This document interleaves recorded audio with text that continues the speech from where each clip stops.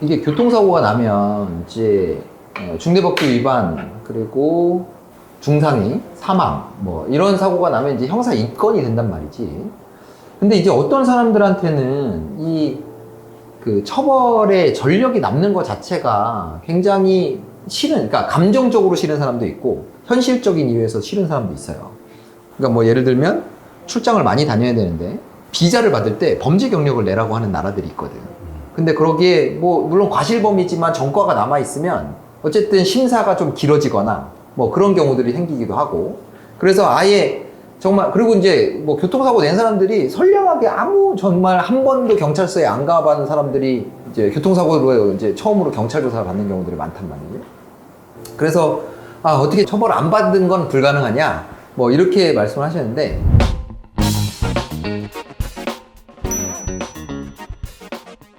근데 어쨌든 중대과실이 들어가거나, 그러니까 중상해는 합의를 보면 처벌을 안 받아요. 근데 사망사고하고 12대 중대과실이 포함된 사고는 합의를 봐도 처벌을 받는단 말이지. 근데 범죄 기록에 남기지 않는 유일한 방법은 기소유예를 받는 거야. 기소유예는 뭐냐면 이제 검사가 사건을 보니까 기소를 하기에는 좀 한번 봐줘도 될 것 같다라는 뭐 특별한 사정, 그런 걸 판단해서 하는 건데, 사실은 검사가 기소유예를 그렇게 많이 하지는 않아요. 아, 그래요? 확률적으로 보자면, 뭐 전체 뭐 통계적으로 보자면 10%가 채 안 될 거야.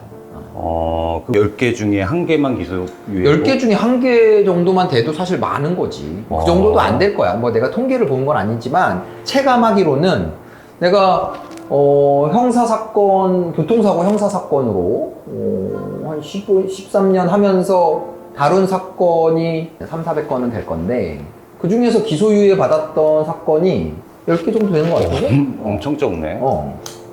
그래서 이제 상담 오신 분 중에 기소유예 받게 해주면 안 되겠냐 라고 말씀을 하시는데, 사실 기소유예 받는 거는 확률적으로 보면 굉장히 어렵다라는 거지. 뭐 그렇게 해달라고 했는데 뭐 벌금이 왜 나왔냐 막 이렇게 불만을 가지시는 분들 많아요. 근데 사실 변호사가 아무리 노력한다 해도 기소유예라는 거는 검사의 재량이고, 검사도 나름의 어떤 기준을 가지고 있는데, 근데 그거 그냥 마냥 내 거는 나는 뭐 이 정도니까 기소유예 받게 할 수 있겠지 뭐 이렇게 생각하실 일은 아니라는 거지. 그리고 기본적으로 기소유예를 받기 위해서는 최소한의 요건은 합의를 보는 거야, 피해자랑. 피해자랑 합의 없는데 기소유예를 받는다? 그건 이제 사실상 불가능하다고 보면 되는 거고. 그리고 이제 과실이 아주 경미해야 돼. 과실이 아주 경미해야 되는데, 그러니까 과실이 경미하다라는 건 내가 법규를 위반한 건 맞지만 피해자 쪽의 과실이 상당히 크다, 뭐 이런 것들. 가령 예를 들자면 사망사고인데 피해자가 무단횡단을 했다던가 뭐 그런 경우처럼 피해자 쪽의 과실, 운전자를 처벌하기에는 피해자 쪽의 과실이 너무 큰 사건, 그런데도 합의도 봤다 이러면 기소유예를 해준다는 거지. 근데 그런 게 아니고 법규를 위반한 거잖아. 예를 들어 중대과실 사고에서 피해자랑 합의를 보고 기소유예를 기대한다? 이거는 사실은 좀 어려운 거 얘기를 하는 거지. 왜냐하면 잘못을 한 거잖아. 본인이 잘못한 거잖아. 본인이 잘못을 한 사건에서 합의를 받기 때문에 기소유예를 해준다. 그건 사실 어렵다고 봅니다. 대신 뭐 특별한 사정이 더 내가 뭐 벌금이라도 받으면 뭐 직장을 잃게 된다던가, 형사 처벌에도 결과를 고려하기는 하거든. 특히 과실범에서는 똑같은 실수를 저질렀는데 어떤 사람은 직업을 아예 잃게 된다. 이런 경우에는 같은 처벌이지만 그 사람한테 미치는 영향이 다르잖아. 그러니까 그런 부분들을 감안해서 어떤 처분을 결정을 할 수 있다라는 거지.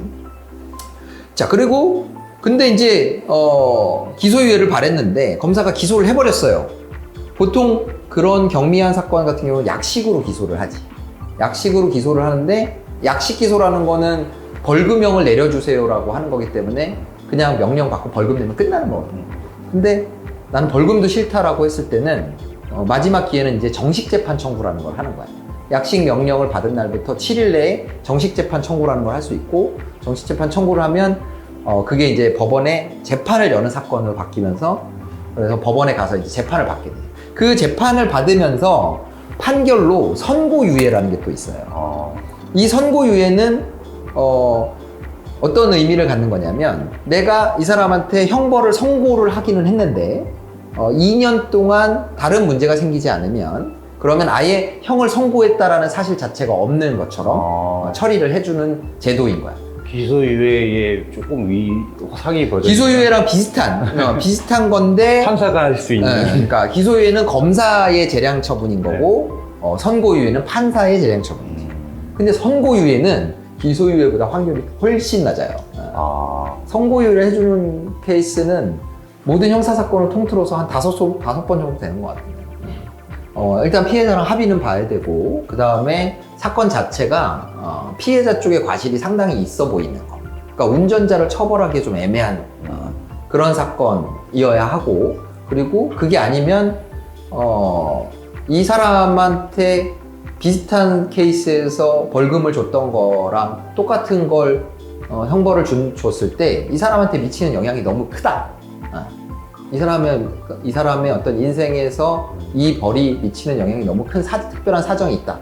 뭐 이런 것이 있다면 선고유예 가능성이 있지만 일단 산술적인 가능성으로는 뭐 바늘구멍 뚫기 같은 거지.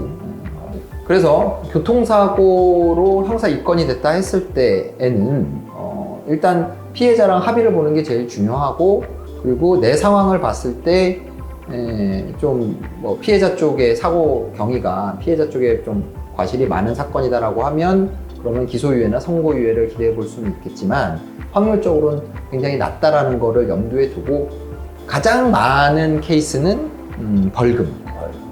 그냥 사망사고가 아닌 경우에는 가장 많은 케이스는 피해자랑 합의 보고 약식으로 재판하지 않고 벌금형으로 끝나는 사건. 그게 제일 많다고, 비율적으로 많다고 봅니다. 대신에 전과 기록은 남아서 해외에 나갈 때 그런 불이익을 볼 수는 있지. 자, 오늘도 안전운전 하시고요. 혹시 사고가 발생한다면 본모법인 LKS 이기루 병사 잊지 마시고요. 구독, 좋아요, 알림 설정 꼭